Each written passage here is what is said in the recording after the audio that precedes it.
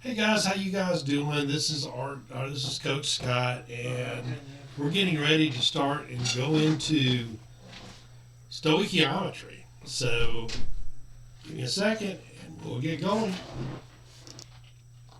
Okay, so we're going to start our stoichiometry studies, just talking about what stoichiometry is.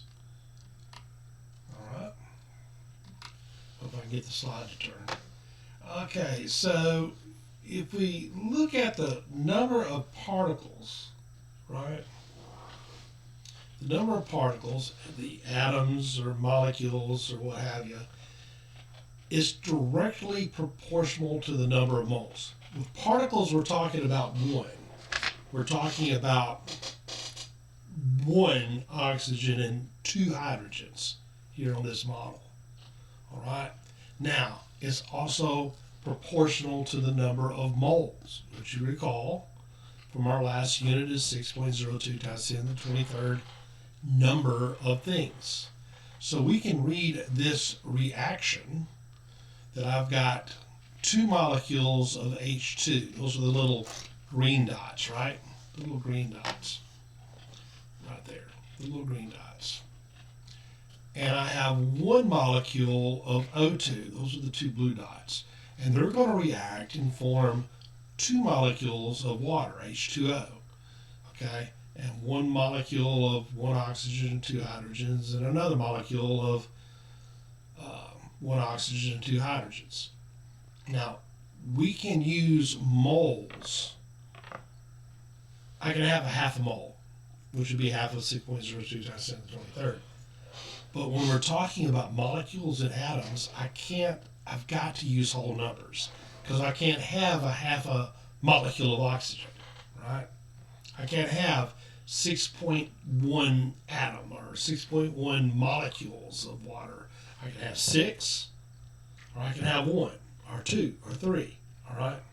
So let's keep all that in mind as we talk about it. It does matter when we start talking about stuff. So, when we're talking about volumes, recall from our last unit, at any given temperature or pressure, the space that sample of gas takes up, what we call volume, is proportional to the number of moles of that gas molecule present. So there I can say, in a gaseous atmosphere, right, that if I have 2 liters of hydrogen, it's going to react with 1 liter of oxygen, and it's going to yield 2 liters of water. Okay? Now, this is only proportional when we're talking in gas environment, a gas phase. So here's some sample problems. All right? We often talk about things or report things in a unit other than one given. So here we go. Here's an example. If I'm given the following reaction, how many liters of nitrogen gas would be needed to produce 3 moles of ammonia, NH3? If I need to see the reaction, I've got 1 molecule of nitrogen. It's going to react with 3 molecules of hydrogen gas, and it's going to yield 2 moles of ammonia, or 2 molecules of ammonia, or 2 moles rather. So I've got to set my equation up, and I do. All right. So I'm going, is asking for, gave me 3 moles of ammonia, and it's, so I'm going to find out how many moles of nitrogen gas I'm going to produce. Then I can transfer that into liters. Now I know that 1 mole of a gas is 22.4 liters. So I'm going to use what we call dimensional analysis. And dimensional, what's a unit? It's a dimension. So we're going to analyze the problem using our units. So I was given 3 moles of ammonia, right? 3 moles of ammonia in H3. So I'm going to multiply it by this ratio, all right? The number of moles of ammonia from this balanced equation, all right? So I'm going to produce 2 moles of ammonia for every mole of nitrogen gas. And that's going to give me the number of moles of nitrogen gas because I can, what's it called? Clear out the, I'm trying to turn on my pen. I can erase the units. So that's going to be 3 times 1 divided by 2. And then if I multiply that, because that's moles of nitrogen gas, that'll give me liters of nitrogen gas. So if I do 3 times 1 divided by 2 times 22.4 divided by 1, I'm going to get 33.6 liters of gas. Not too hard. Well, I'm going to pause because it's not moving over.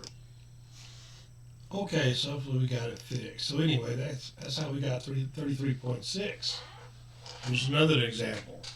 How many moles of chlorine gas would be needed to produce 3 times 10 to the 24th formula units, FU, of NaCl given the following reaction? So that tells me there's 2 moles of sodium plus 1 mole of chlorine gas is going to yield or produce 2 moles of sodium chloride, otherwise known as table salt.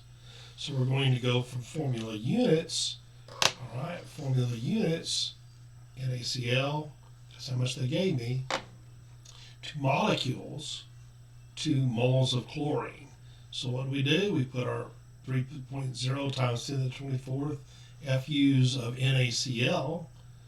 We multiply by this ratio because for this equation, I see for every 1 molecule of Cl2, I'm going to use 2 FUs of NaCl. So that'll cancel out that unit there. Then I'm going to multiply by Avogadro's number, 6.02, or divide by it, and that'll give me 2.5 moles, right? 2.5 moles. So what is the largest number of lithium nitride formula units that can result from 6 nitrogen molecules? So I'm going to work this for you. Why not? Right? And put on my pen. There we go. Okay. So they gave me 6 nitrogen molecules, so I'm going to put that in there. 6 N2. It's asking for the number of FUs. So I notice that for every 1 mole of nitrogen, I'm going to produce 2 moles of lithium nitride. And I know from our previous unit, times there, that for every 1 mole of anything, there's 6.02 times 10 to the 23rd, and these are formula units of lithium nitride, LiN3. So if I do get my calculator out, I put my 6 in, times 2 divided by 1 times 6.02, 23rd, and then divide by 1, and I get 7.2, well, let me check again. 6 times 2 times, I'm going to use parentheses, 6.02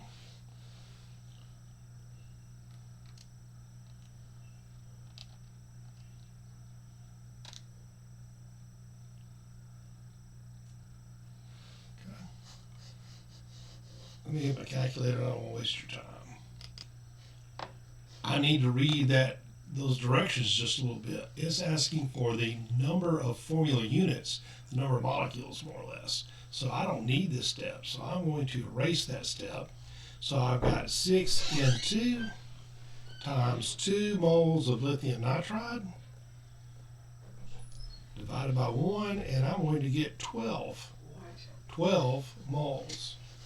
Or 12 formula units, 12 FUs. All right, let's see if I'm correct. And I am. It is 12 individual formula units of lithium nitride. So watch your units, make sure you read the directions, and we'll get it right. So this is our second video. We've already looked at moles, and we're going to be using this more and more and more.